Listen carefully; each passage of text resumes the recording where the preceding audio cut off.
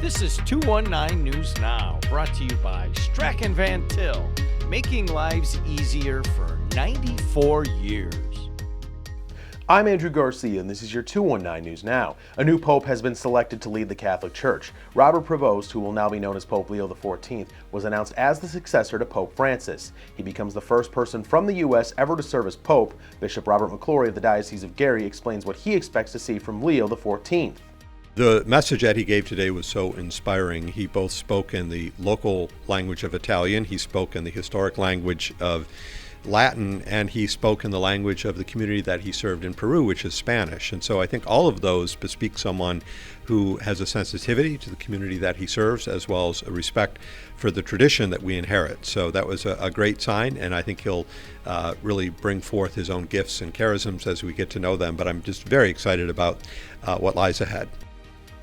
Governor Mike Braun visited the region as a guest of the Munster Chamber of Commerce on Thursday. He discussed a bill that would give him full control over the Indiana University Board of Trustees and allow him to replace any member at any time.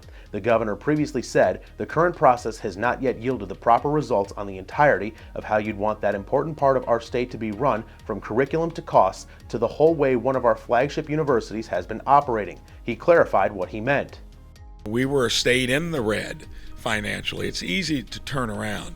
There, it's an institution that would be one of our two flagships institutions that is not running itself as well as its other public counterparts. And this is to get a board there that's going to be on board to get it in the groove of being a better value to the parents and kids that decide to go there. And I'm talking about running it more efficiently.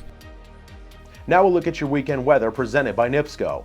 I'm meteorologist Zoe Mintz, and we're looking at a really lovely weekend of weather ahead of us. However, it's going to start off a little bit chillier. High temperatures Friday are going to be in the upper 50s, so you still have to grab a jacket, but keep the sunglasses handy. Sunny skies Friday, and then even sunnier on Saturday, and that's going to allow our temperatures to warm up even more as those winds shift around, and they're going to be near 70 degrees across the region Saturday afternoon, and by Sunday it only gets even warmer in the mid-70s with sunny skies, nice and calm winds, really nice conditions, a little sneak peek of summertime that's going to continue into early next week. And in sports, Crown Point junior Trevor Gibbs has announced his intent to play football for Indiana University.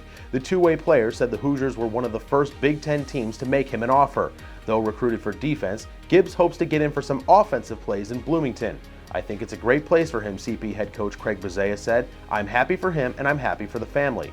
To read up on more local news and headlines, visit jedtv.com and nwi.com. I'm Andrew Garcia, and this has been your 219 News Now.